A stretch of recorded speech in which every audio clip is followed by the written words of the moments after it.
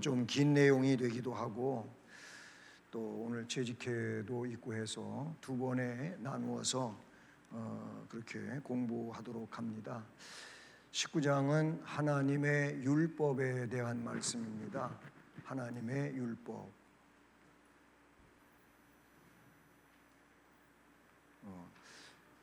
오늘 말씀은 창세기 2장 15절부터 17절입니다.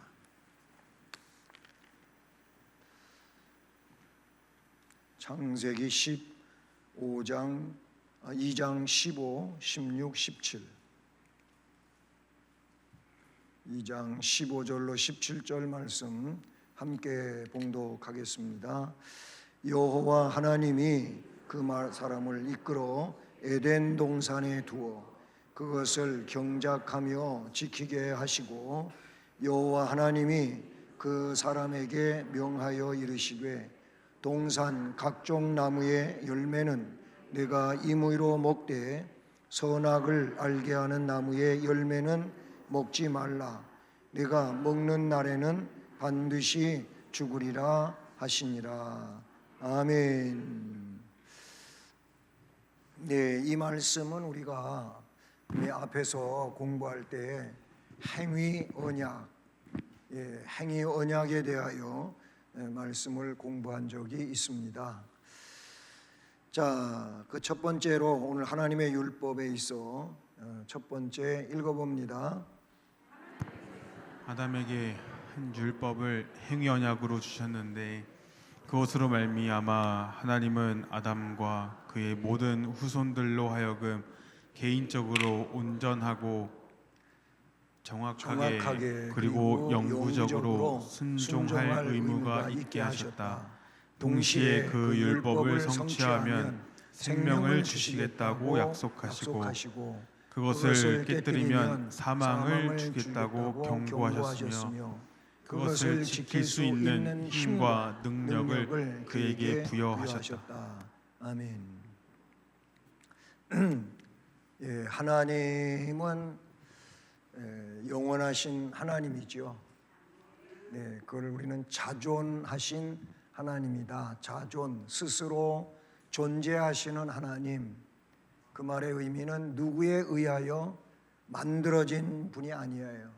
하나님은 그냥 독자적으로 영원부터 영원까지 계시는 하나님. 바로 그 하나님께서 아담에게 한 율법을 행위 언약으로 주셨다는 겁니다. 지금 이 아담은 창세기 1장 그리고 2장 그 내용을 배경으로 하고 있죠. 여러분, 창세기 1장의 태초에 하나님이 천지를 창조하시니라. 여기에 태초와 요한복음 1장 1절의 태초에 말씀이 계시니라. 또한 요한 1서 1장 1절에도 태초가 나와요. 요한복음 1장 1절의 태초하고 요한 1서 1장 1절의 태초는 같은 태초예요. 그러나 창세기 1장 1절하고는 다른 거예요. 창세기가 성경의 제일 앞부분에 나온다고 해가지고 창세기 1장 1절의 태초가 더 오래된 태초로 생각하시면 잘못 이해하는 거예요. 요한복음 1장 1절과 요한 1서 1장 1절이 같은 태초라 그랬잖아요. 이거는 영원을 말하는 거예요. 그러니까 언제인지도 우리가 알 수가 없어요. 그러나 표현상 태초에 말씀이 계시니라 이렇게 표현한 거예요. 그러나 창세기 1장 1절에서 태초에 하나님이 천지를 창조하시니라, 이거는 우주 만물의 창조 시점을 이야기하고 있는 거예요. 그러니까 영원의 태초와 창세기 1장 1절의 태초에는 우리가 알 수 없는 무한한 시간의 흐름이 있다고 먼저 생각을 해야 되는 거예요. 그래서 천지 만물을 창조하셨어요. 빛이 있으라 하면 빛이 있었고, 창세기 1장 1절에 쭉 이제 엿새 동안 창조하시는 내용이 나오잖아요. 그리고 나서 제일 마지막으로 아담을 만드신 거예요. 아담에게 하와에게 한 율법을 주셨는데 그거를 행위 언약이라고 하는 겁니다. 그것으로 말미암아 하나님은 아담과 그의 모든 후손들로 하여금, 아담은 그래서 대표성을 갖고 있어요. 아담은 대표자예요. 첫사람 아담도 대표자이고 둘째 아담이신 예수 그리스도도 대표자예요.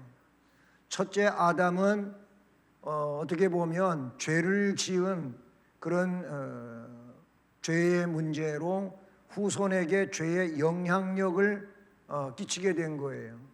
그래서 아담으로부터 물려받은 죄를 무슨 죄라고 해요? 원죄라고 하는 거예요. 원죄. 자, 그 아담과 그의 모든 후손들로 하여금 개인적으로 온전하고 정확하게 그리고 영구적으로 순종할 의무가 있게 하셨다. 아담만 순종하면 되는 게 아니에요. 아담이 순종해야 하듯 아담의 후손들도 순종해야 되는 거예요. 아담의 불순종으로, 그러니까 아담으로부터 태어나는 보통 생육법에 출생된 자는 똑같이 타락한 존재예요. 죄의 영향을 받게 된 존재다. 아담이 순종할 의무를 갖게 하셨고 아담 안에서 태어나는 모든 이들도 순종할 의무를 갖게 하셨지만, 동시에 그 율법을 성취하면은, 율법을 순종하면 생명을 주시겠다는 약속이 되는 거예요. 그래서 율법을 어김없이 다 지키면 구원받습니다. 그런데 성경에 나와 있듯이 율법을 그렇게 완벽하게 지킬 수 있는 사람은 단 한 사람도 없는 겁니다.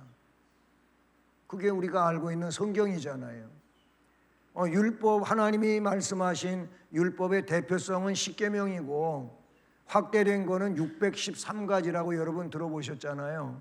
그렇게 많은 건데 그거를 다 잘 지켜도 한 가지만 못 지키면 주님의 말씀이, 주님도 그렇게 말씀하셨는데 율법을 범한 자가 된다는 거예요.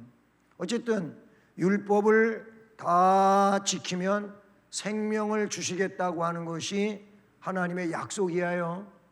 동시에 그것을 깨뜨리면, 반대로 그걸 깨뜨리면 사망을 주겠다고 경고하신 겁니다. 그것을 지킬 수 있는 힘, 능력을 그에게 부여하셨어요. 근데 문제는 뭐냐? 사탄이 문제죠. 사탄이 문제예요. 사탄은 인간의 창조 이전에 벌써 존재하던 영적 세계의 영물이에요. 영물. 그래서 천지 만물 창조 이전에 하늘 세계가 있었다고 신학자들은 다 이야기를 하지요. 영적 세계가 있었다, 그 말인 거예요. 그래서 하나님도 계시고 천사국들도 있었다고 이야기를 해요. 근데 이 누시퍼는 하나님을 도전하다가 공중 권세가 부여되고 쫓겨났죠. 하늘에서 쫓겨난 거예요. 하늘에서 쫓겨난 사탄은 나중에 천지 만물이 창조되어지고 에덴 동산에 하나님의 형상을 닮은 아담과 하와가 있었는데 이 아담과 하와에게 찾아가서 자기가 했던 것처럼 하나님을 거역하게 만들, 하나님을 도전하게 만드는 거예요. 그게 뭐예요? 창세기 2장 16절, 17절 우리가 본문으로 읽은 말씀이 되기도 하지요. 사탄은 3장의 사건에서 하와에게 다가와서 선악과 먹으면 하나님같이 되는 거야. 하와가 솔깃했고요. 선악과 나무에 가봤고요. 가보니까 먹음직 보암직 지혜롭게 할 만큼 탐스럽다고 돼 있어요. 그래서 뚝 따가지고 먹었어요. 아담에게도 줬어요. 그래서 둘은 결국 하나님 명령을 거역한 죄인이 되고 말았다는 사실이죠. 요한복음 7장 17절 보면 사람이 하나님의 뜻을 행하려 하면 이 교훈이 하나님께로부터 왔는지 내가 스스로 말함인지 알게 된다. 이런 말씀이 주님이 말씀하신 내용으로서 기록되어지고 있다는 사실이죠. 로마서 5장 14절에는 그러나 아담으로부터 모세까지, 모세는 뭐예요? 율법을 받은 자예요. 하나님으로부터 대표해서 율법을 받은 자인데, 아담으로부터 모세까지 아담의 범죄와 같은 죄를 짓지 아니하는 자들까지도 사망이 왕노릇하였나니 왜 그러냐? 아담은 오실 자의 모형이다. 그러니까 아담은 옛사람의 대표자이고 오실 구원자는 그리스도인데 이분은 구원자로서의 대표성을 가지고 있다라는 말씀이 되는 거예요. 자, 두 번째로 이 율법은 아담이 타락한 후에도 의에 대한 완전한 규칙으로 존속하게 되었다. 예. 이 율법은 그래요. 아담이 타락한 후에도 의에 대한 완전한 규칙으로 그냥 존속된 거예요. 자, 그러나 그리고 그것을 의의 규칙으로 시내 산에서 하나님이 십계명을 형식으로 두 돌판에 새겨 전해 주셨는데 처음 네 계명은 뭐라고요? 하나님께 대한 우리의 본분을 포함하고 있고 나머지 6가지 계명은 사람에 대한 우리의 본분을 포함하고 있다. 예. 결국 하나님께서 시내산에 모세를 부르시고 모세에게 두 돌판을 주셨어요. 그때 돌판에는 벌써 하나님께서 거기에다가 하나님께 대한 것과 사람에게 대한 것을 하나님이 다 새겨가지고 모세에게 주신 거예요. 근데 이거는 금송아지 우상 사건 때문에 깨져버리고 말았죠. 그리고 나서 하나님이 나중에 이 모세에게 두 돌판을 먼저 것처럼 만들어가지고 그래가지고 그걸 가지고 올라와라, 다시 올라오라는 시내산에. 그래가지고 그 돌판에다가 하나님이 직접 새겨주신 거예요. 자, 그런데 그 첫 번째부터 네 가지가 뭐지요? 첫 번째부터 네 가지 짧게 한번 해볼까요? 첫째는 나 외에 다른 신을 섬기지 말라. 두 번째, 우상을 만들고 절하지 말라. 우상 섬기지 말라고 했죠. 세 번째, 하나님의 이름을 망령되이 부르지 말라. 네 번째, 안식일을 기억하여 거룩히 지키라. 예, 네 개 다 했으니까 이제 꿈에서 깨어나시고요. 예, 꿈에서 좀 깨어나시고요. 네 가지를 주셨어요. 네 가지. 하나님께 대한 거예요. 예, 그거를 마태복음 22장 37절로 40절에서 이것도 뒤에 하죠. 둘로 나누는 것을 분명하게 알려주지요. 자, 이게 마태복음 22장 37절로 40절이 뭘 이야기합니까? 예수께서 이르시되 내 마음 다하고 목숨 다하고 뜻을 다하여 주 너의 하나님을 사랑하라. 이렇게 간단히 주님이 요약을 했어요. 내 마음 다하고 뜻을 다하고 목숨을 다해서 주 너의 하나님을 사랑하라. 하나님 사랑하라는 거예요. 이게 크고 첫째 되는 계명이라 그랬어요. 둘째는 이와 같은데 내 이웃을 내 자신과 같이 사랑하라. 그렇게 말했어요. 내 이웃을 내 자신과 같이 사랑하라는 거예요. 이 두 가지가 온 율법이고 선지자의 강령이라고 말씀하고 있지요. 출애굽기 20장 3절부터 17절까지가 십계명이 쭉 나오고 있는 본문이에요. 그러니까 두 번째 내용은, 두 번째 돌비에는 사람에 대한 우리의 본분이 기록되어지고 있습니다. 자, 여러분 하나님께 대하여 잘 하십니까?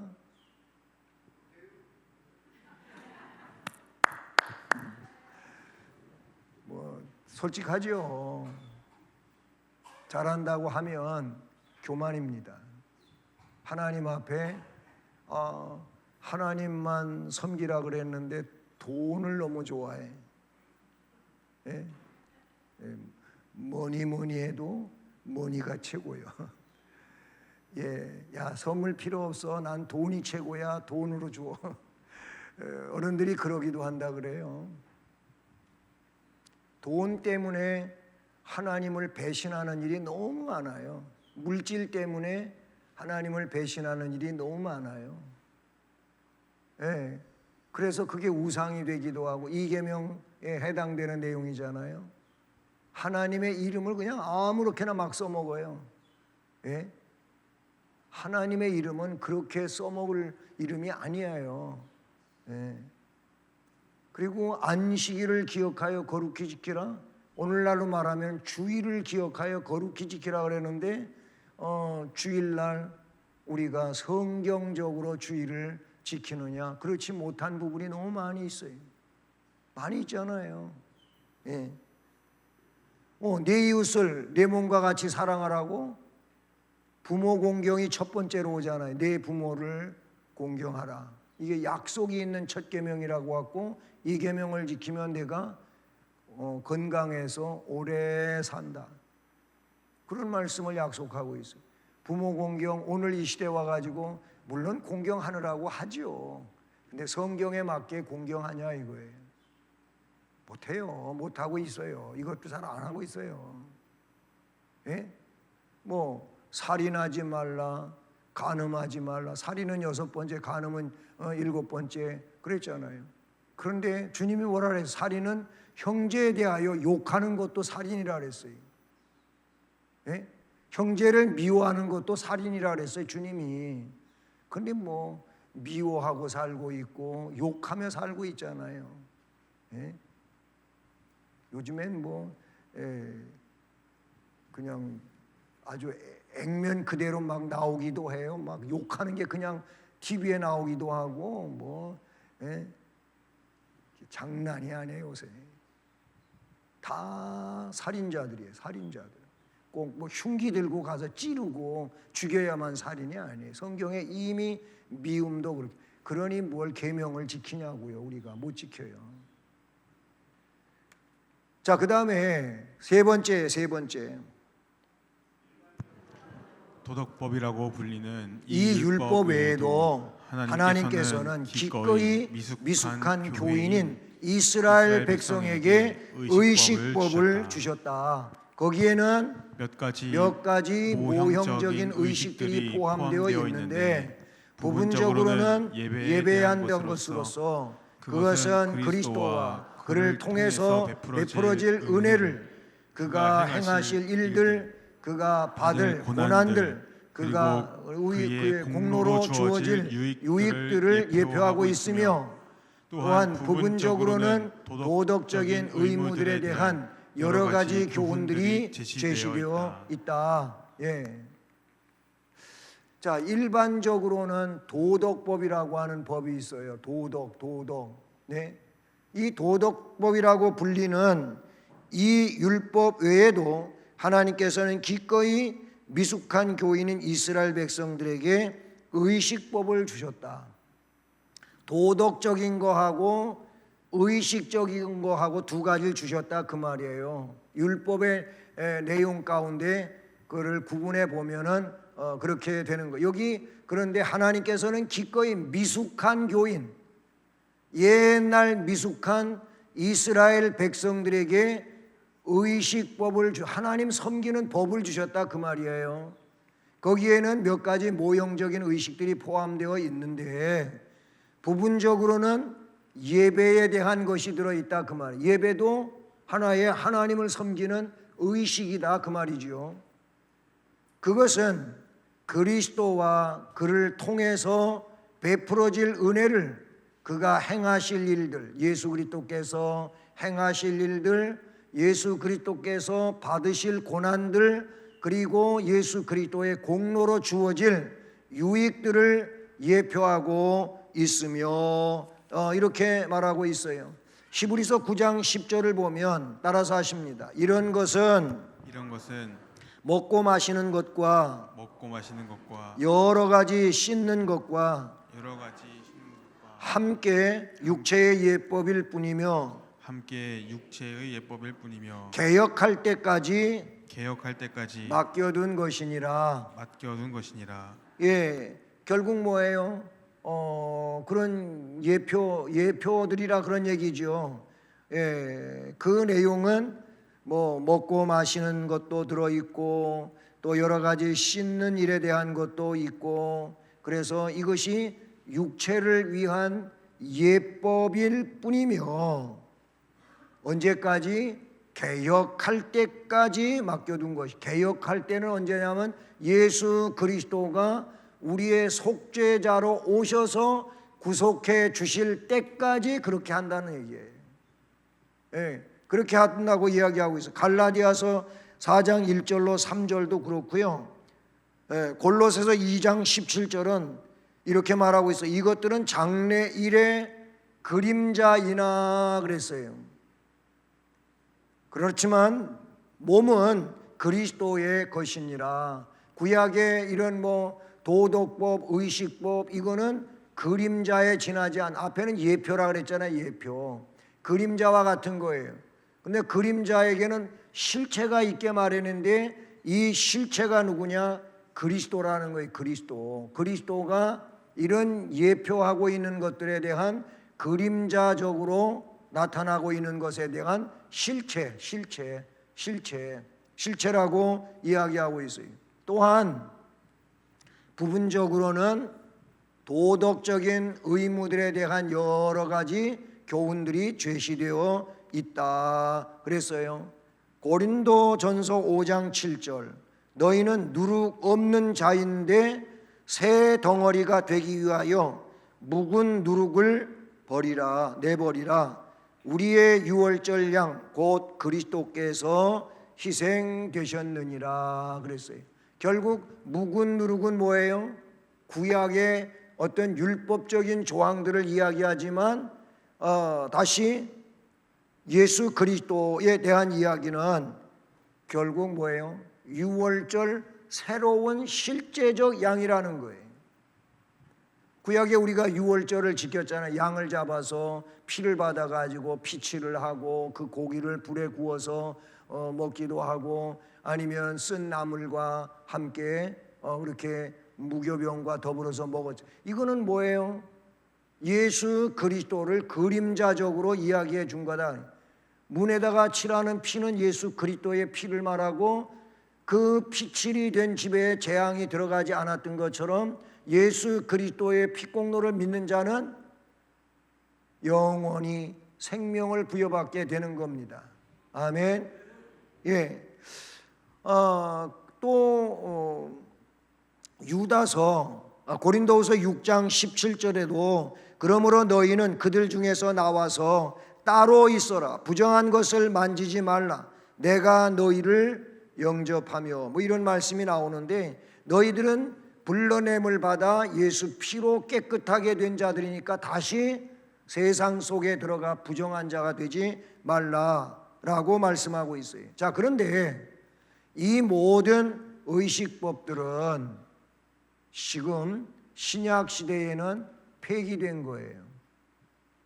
우리가 지금 구약의 의식법을 그대로 하고 있습니까? 우리가 뭐 양을 잡고 소를 잡고 제사를 드리고 있냐고요? 안 하잖아요. 그거 안 하면은 구원을 못 받는 겁니까? 아니잖아요. 그거는 지금 예수님이 다 성취해 놓은 거예요. 이루어 놓으셨다 그 말이에요. 그러니까 주님이 뭐라 그랬어요? 내가 율법을 폐기하러 온 자가 아니고 율법을 어떻게 하러 오셨다 그랬어요? 완성시키러 왔다 그랬어요. 율법의 완성이 뭐예요? 율법의 요구를 완벽하게 이루어내는 것이 그게 율법의 완성이에요. 율법의 요구를 이루는 게 완성이다 그 말이에요. 우리가 율법을 어떻게 완성시켜요? 못해요. 우리는 율법을 100% 지켜야 되는데 그렇게 못한다 그 말이잖아요. 그래서 예수님이 대신 율법의 저촉대로 죄를 위해서 대신 생명을 내주신 거예요. 그래서 그걸 우리가 뭐라 그래요? 대속이라 그러잖아요. 구속이라 그러잖아요. 그게 뭔 말이에요? 피값을 지불했다 그 말이에요. 죄값을 지불했다 그 말이에요. 피로 죄값을 지불했다 그 말이에요. 뭐 전도복활 공부하면서 알고 계신 내용이잖아요. 그래서 이사야 53장의 말씀을 가지고 테텔레스타이라고 하는 용어가 전도복활에 우리 공부할 때 나왔던 거예요. 그게 뭐예요? 그게 뭐냐고요? 예, 완벽한 지불이라는 거예요. 상업적 용어예요. 예, 무엇에 해당하는 그 값을 충분히 지불했다 그 말이에요. 그래서 이사야 53장 6절 말씀 가지고 뭐라 그래요? 우리는 다 양 같은 자들이고 그래서 각각 그릇 행하여 각각 제 길로 갔다 그랬어요. 자기 하고 싶은 대로 했다는 거예요. 그러나 하나님께서는 우리 모든 사람들의 죄악을 그분에게 담당을 시켰다. 거기에는 전가시켰다 이런 말로도 나오는데 담당해 준 거예요. 그러니까 예수님을 구세주로 진실하게 고백하면 예수님이 죄짐을 다 짊어지고 가버리신 거예요. 그걸 아사셀 양이라고도 그렇게 표현하고 있지 않습니까? 예수를 구세주로 진솔하게 믿는 이 신앙 고백이 중요한 게 뭐냐면 주님이 담당하셨다고 하는 내용인 거예요. 그래서 그렇게 된 자를 하나님께서 뭐라 그래요? 하늘 법정에서 너희는 그리스도의 피 공로를 믿었으므로 의인이다. 이렇게 선언해 준 거예요. 그게 칭의란 말이에요. 칭의. 의롭다고 일컬어 주셨다 그 말인 거예요. 할렐루야. 그래서 예수님이 그걸 완성을 시키셨기 때문에 그것은 폐기가 돼서 이제 영원히 한 번의 제사로 영원히 제사를 지내 주셨기 때문에 우리는 예수 안에서 의인인 거예요. 또다시 소를 잡고 양을 잡고 염소를 잡고 그러지 않아도 된다는 의미로서 신약 시대에는 그것은 의식법은 폐기되었다 라는 말이 되는 것이지요. 자, 네 번째로 하나님께서는 정치적 집단인 이스라엘 백성들에게 여러 가지 재판에 관한 율법들을 주셨다. 네, 그래요. 하나님께서는 정치적인 집단이라고 하는 것은 이제 개인을 넘어서 뭐예요? 단체가 되었다 그 말이에요. 그래서 애초에는 아브라함, 그 다음에 이삭, 야곱 이걸 3대 족장이라 그래요. 족장은 가족 중심으로 구성이 되었었어요. 그렇게다가 이제 히브리 민족으로서 애굽에서 400년 동안을 지나면서 뭐가 됐어요? 야곱의 이름이 바뀌어가지고 뭐가 돼요? 이스라엘이 됐잖아요. 그 이스라엘이 뭐냐? 민족적 칭호예요. 하나님하고 겨루어 이겼다고 하는 이름 뜻을 가지고 있지만 그것은 결국 이스라엘이 되는 거예요. 그래서 야곱에게서 12아들이 태어나고 이 12아들이 12지파가 된단 말이에요. 그 12지파가 결국은 형성이 돼가지고 레위 지파가 장막, 이 성전을 관리하는 지파로서 가운데 있게 되고 나머지 지파들이 어떻게 돼요? 요셉이 아들이 둘이 있었어요. 뭐지요? 에브라임과 므낫세가 첫째 아들인데 에브라임을 앞세우지요. 에브라임과 므낫세와 에브라임을 지파로 나눠버렸어요. 레위 지파가 12지파에서 성막 봉사자들로 빠짐과 더불어 11개니까 요셉을 두 아들로 나눠가지고 12개를 다시 만들었어요. 그렇게 해서 레위 지파를 중앙에다 두고 혹은 일렬 이렇게 횡대로 가게 될 때에는 역시 중앙이에요.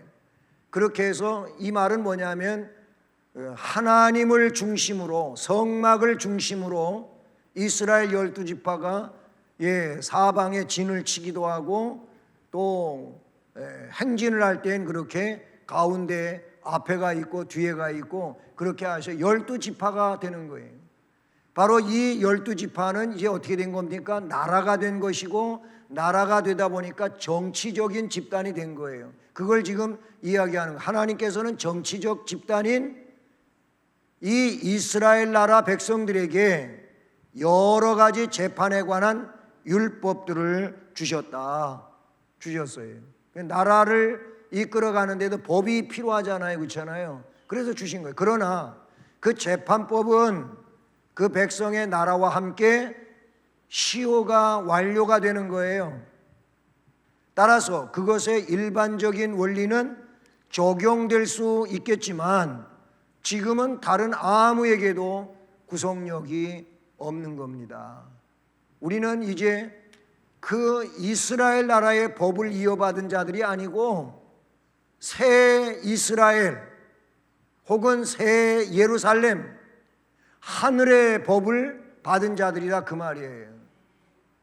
그러니까 성경의 구약에 이스라엘 백성들에 대한 율법들이 많이 있잖아요. 백성으로서의 나라를 위한 법들이 있잖아요.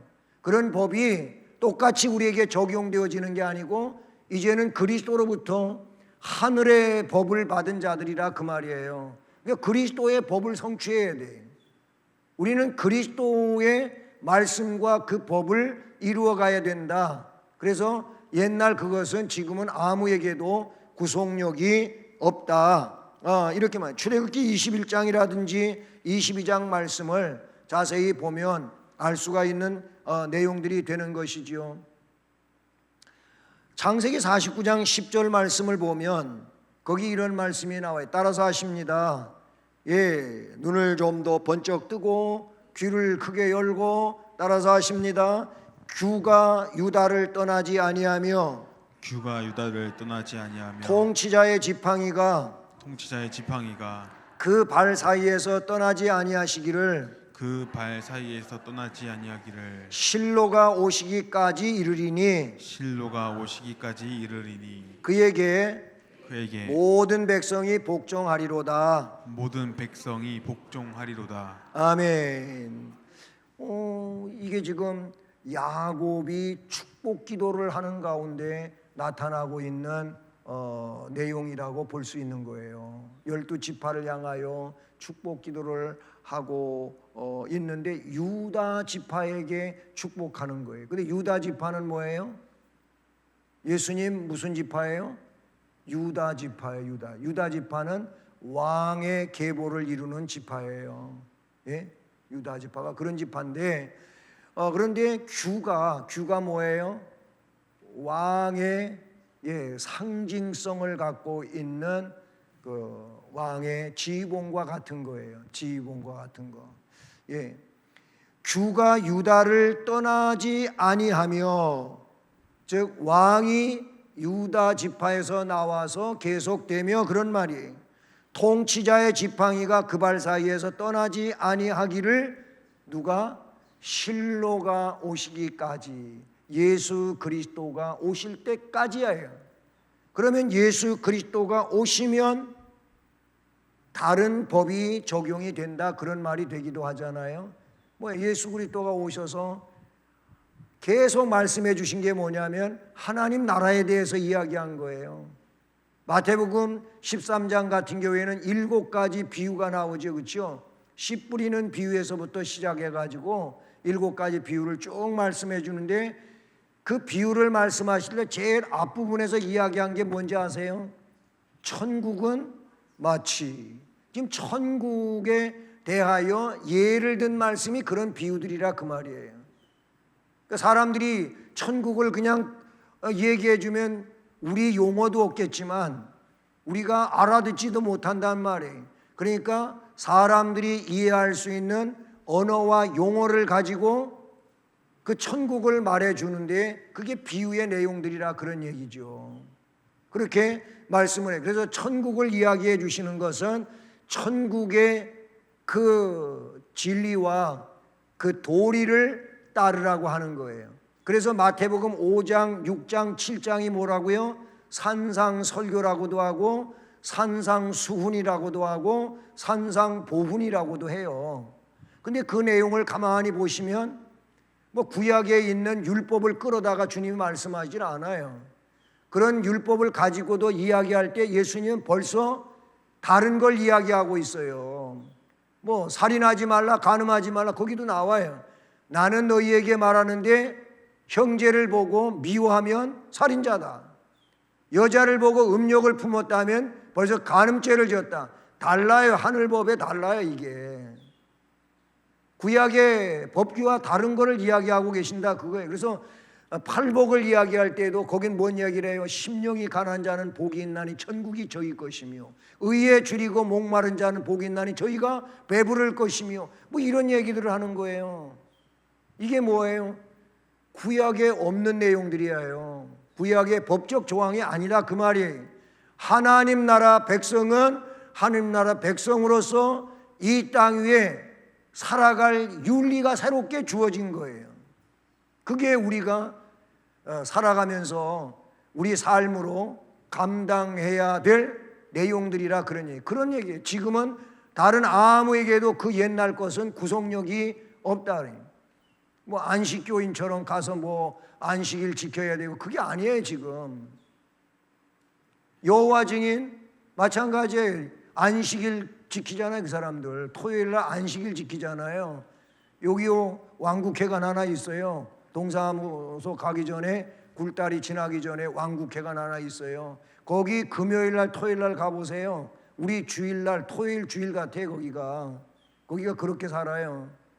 예. 안식교 청량리 가면 시조사라고 하는 대표적 건물을 중심으로 쫙 포진해 있어요.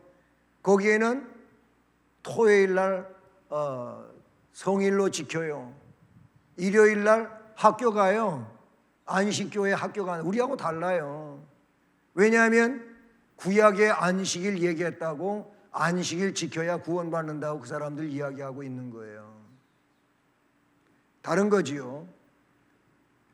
베드로전서 2장 13절 14절 인간의 모든 죄도를 주를 위하여 순종을 하되 혹은 위에 있는 왕이나 혹은 그가 악행하는 자를 징벌하고 선행하는 자를 포상하기 위하여 보낸 총독에게 하라. 이 말은 무슨 얘기입니까?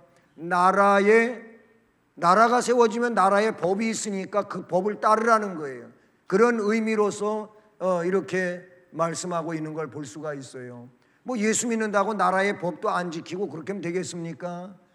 뭐 세금 내는 문제 가지고 예수님을 올무에 올가매려고 그렇게 했던 사람이 있잖아요. 그래서 가이사에게 세금 바치는 게 옳습니까? 틀린 겁니까? 물어보니까 야 이거 참 가이사에게 세금을 바쳐야 된다 그러면은 유대인들로부터 질책을 받을 것이고 왜 가이사한테 로마 황제한테 세금 내냐? 그러면은 로마법에 저촉이 되고 뭐 양단 간에 꼼짝 없을 것 같잖아요. 예수님은 어떻게 해요? 뭐 예수님이 피해 가려고 그런 게 아시고 예수님 정당한 말씀을 하셨는데 뭐라고 하셨어요?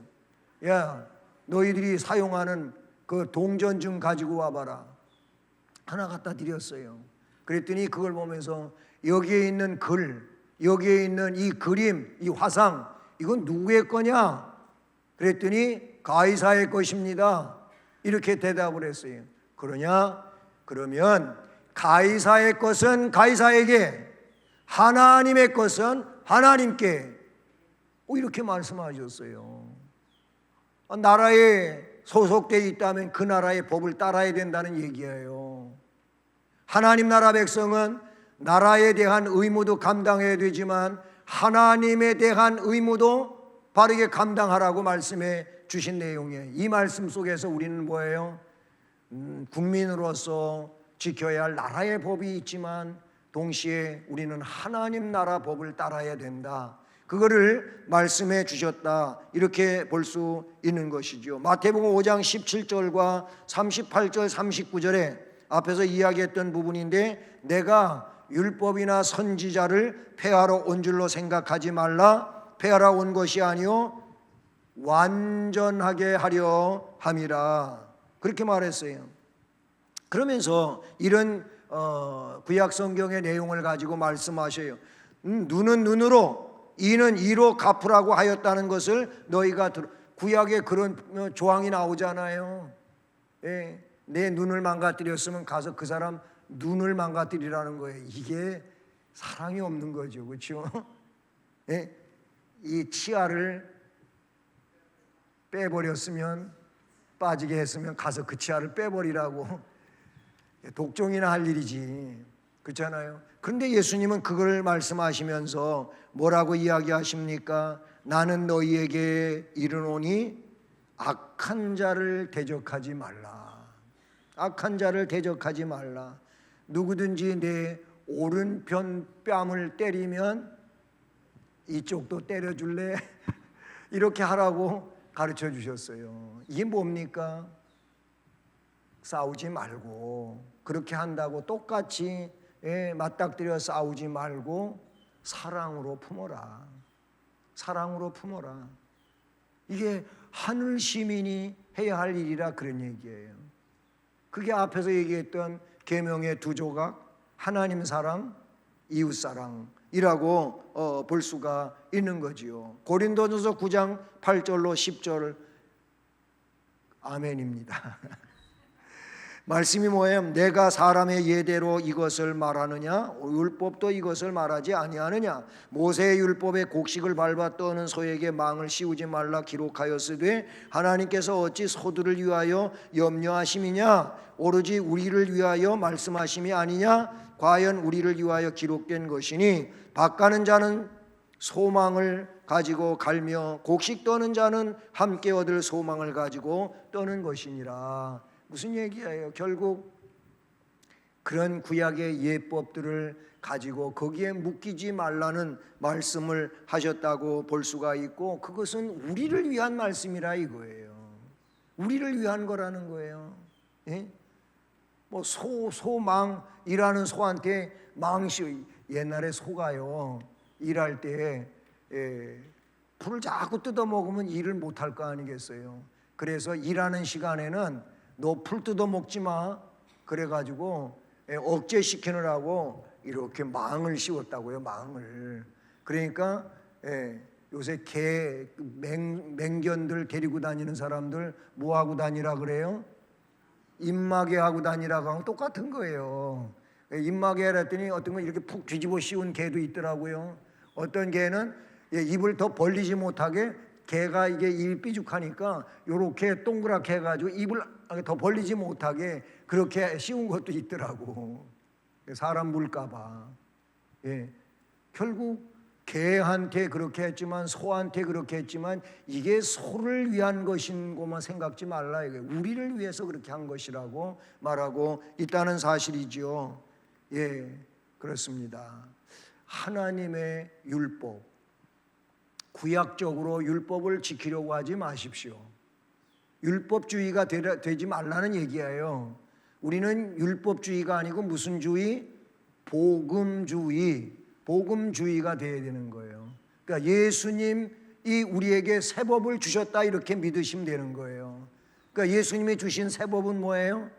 하나님 나라를 위해서 사랑하고 충성하고 양보하고 이해하고 섬기는 삶, 이것이 예수님이 하나님 나라를 향하여 가는 우리들에게 주신 법이라고 이해하시면 되겠습니다. 아멘. 기도합니다. 하나님 아버지 감사합니다.